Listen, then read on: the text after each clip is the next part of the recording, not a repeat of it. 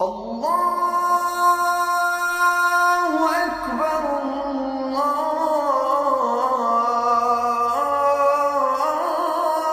الله أكبر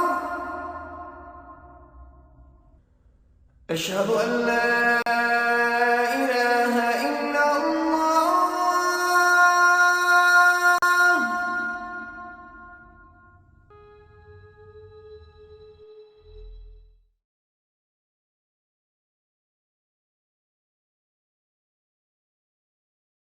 Assalamu alaikum. My name is Hassan Sheikh. I'm the executive director with Engage.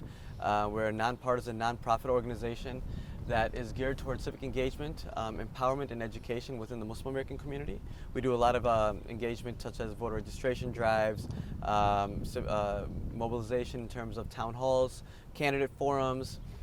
We also have a PAC, an Engage PAC, where we do candidate endorsements, slate cards, and then an advocacy, which is our Engage Action, where we advocate for, this year we're focusing on 3 issues such as clean water, gerrymandering, and hate crimes. I'm also the Community and Economic Development Director for the city of Hamtramck.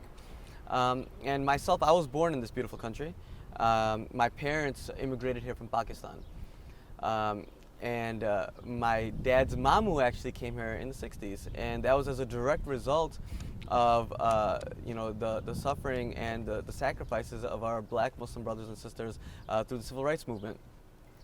If it wasn't for many lives that were sacrificed and their struggle, my family would not have been able to come here. And we see that a lot of the modern day immigrants that are coming here and continuously immigrating, the immigrant Muslim community, it's because of that direct result of that struggle.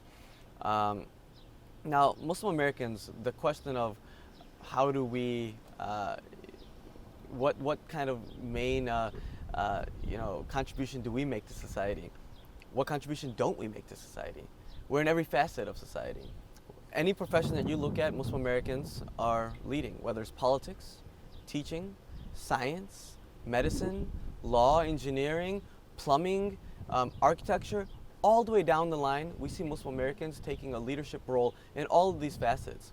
If you look at some of the statistics shown by the Institute of Social Policy and Understanding, Muslim Americans, just in the state of Michigan alone, contribute over $2.5 billion economically, over $1.3 million in charitable givings, just from our community. And it's, to me, just even the fact that we see so many Muslim Americans now at a young age kind of growing up and taking these leadership roles within the political spectrum is beautiful, because now we're not only are we contributing on a regular professional level, but we're now also seeing a lot more in the rise of people contributing and impacting direct policy making, which is impacting the country as a whole wide, whether it be foreign relations or whether it be on local issues such as criminal justice reform, education, clean water. These are all issues that Muslim Americans care about, but more importantly, humans care about. Human issues, right? And I think that's the biggest thing about Muslim Americans, the contributions that we make to this society, is the fact that not only are we contributing to within our own communities, with the Muslim American community, but as a whole with the Michigan family, right? The issues that we care about, I think a lot of times you see that stereotypically it's said Muslim Americans only care about foreign affairs. They only care about immigration. That's not true. Again, going back to the ISP reports, we care about issues that are important to everybody. Infrastructure. If there's a hole in the road in front of that house, whether you're Muslim or not, you're going to care about it, right? So these are issues that are human issues that everybody can come together on. I find growing up in this country myself, I was born in 1987. You could call me a 90s baby.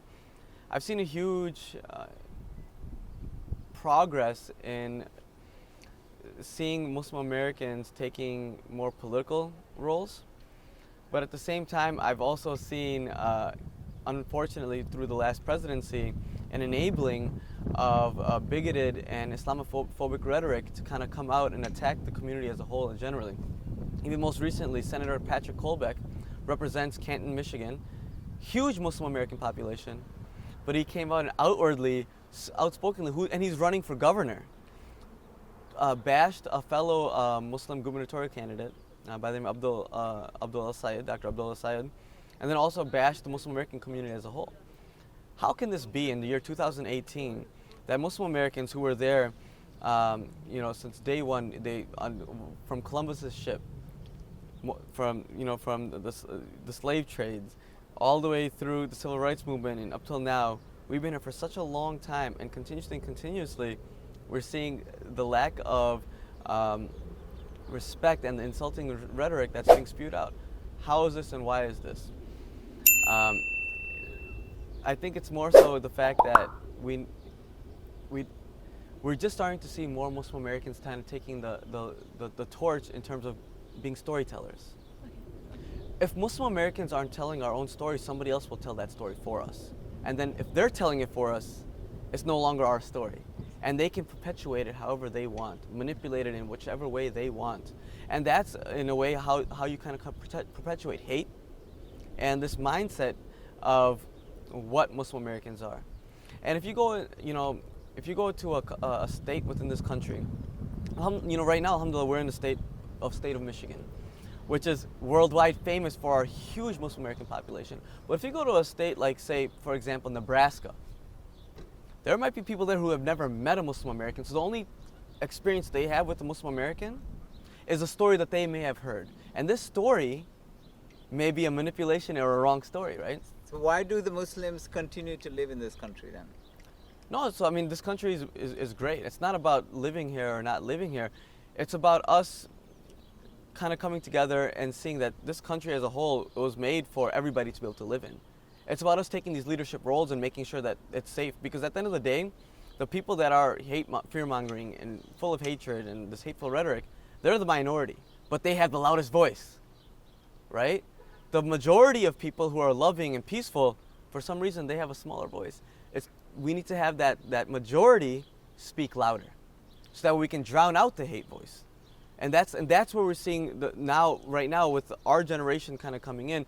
In terms of the immigrant Muslim American population, our parents or grandparents left everything behind that they knew, whether it's in the country of Pakistan or India or Yemen or Lebanon, wherever they immigrated here from, they left everything behind for their children to be born here. Now it is our responsibility as we're getting older to take this torch and move it forward. Take the seeds that they planted and allow it to branch out and bear fruit, right? That's our responsibility, and we're seeing that more so. In this city of Hamtramck that you've been here all day, these children that are 13 years old, in 4 years they'll be able to vote for president, right? Their children who will be born here will be able to run for president. So we need to be cultivating more leadership, more political candidacies, and more organizing from within our own communities, and more importantly, more unification from within our own communities. And we need to make sure that our community is unified, and only then can we make sure that we're coming together to not only fight for Muslim Americans, but the country as a whole, because again, we all care about these issues that are human issues. Okay, tell us more about the Muslim contributions to the Americas. So, I mean, that's such a broad question, because at the end of the day, we contribute in every way. We contribute economically. Muslims are business owners. Muslims are consumers. Muslims are in every aspect, in every way.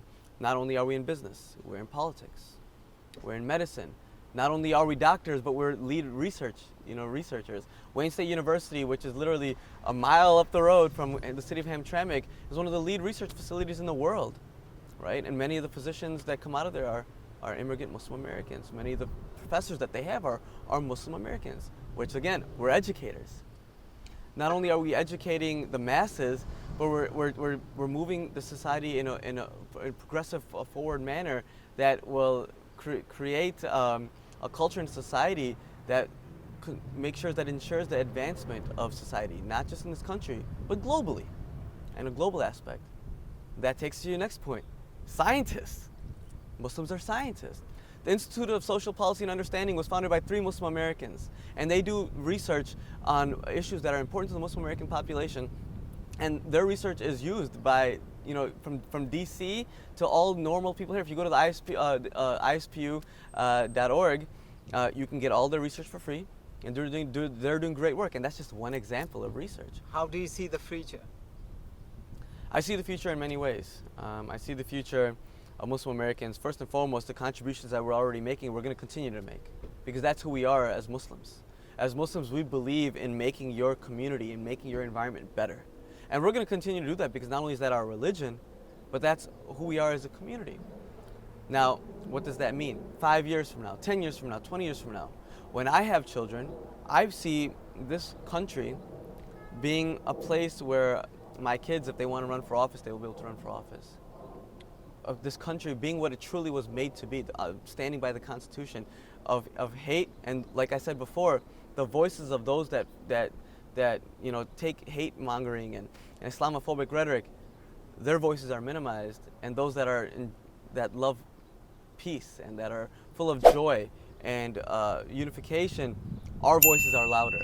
So within the Muslim American community, and our contributions are going to continue, but more so than that, our allyship and our true friendships and the relationships that we build with our surrounding communities, whether it be the Jewish American community, the Christian American community, the Hindu Sikh American communities, all different backgrounds, whether you're black, white, yellow, brown, green, does not matter.